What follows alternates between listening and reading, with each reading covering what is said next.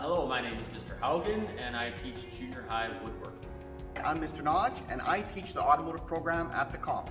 My name is Mr. Doig and I teach construction 10, 20, 30 as well as woodworking for grade 9s. My name is Mr. Huschlag and I am the welding instructor at the Camrose Composite High School. The thing I most enjoy about teaching woodworking is the independence that it allows students to work at. My favorite thing about construction is the opportunity to build, because I like making that possible for students.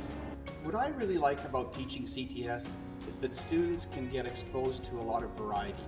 They get to use a huge selection of tools, learn a vast amount of different skills, and it's very rewarding to see their sense of accomplishment that they have on their own projects. Taking a CTS class gives you the opportunity to work in an environment that will allow you to be interactive with your friends, classmates, while working on projects and learning new skills. It's also a great way to learn a hobby, to learn how to take care of your house, how to do renovations, maybe to repair a piece of furniture. There's a lot of different aspects to the course that are beneficial. Everyone's going to own a vehicle, and at some point they're going to want to know some basics about checking fluids, air filters, changing a tire, even boosting it. Having a basic knowledge in welding and fabricating opens a door for you to pursue post-secondary processes such as anything in the welding field, auto body, mechanics, heavy equipment repair, industrial mechanics, machining, millwrights. If you pursue anything post-secondary in engineering, architecture, metallurgy, and then of course there's always work in oil field and pipelining jobs. So honestly, the opportunities really are unlimited.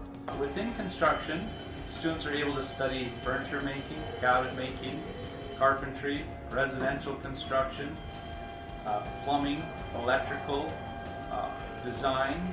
As well, there are a lot of areas that lead off of this one. So for example, I know students have gone on to interior design and architecture that have taken carpentry as one of the ways to get into those areas as well.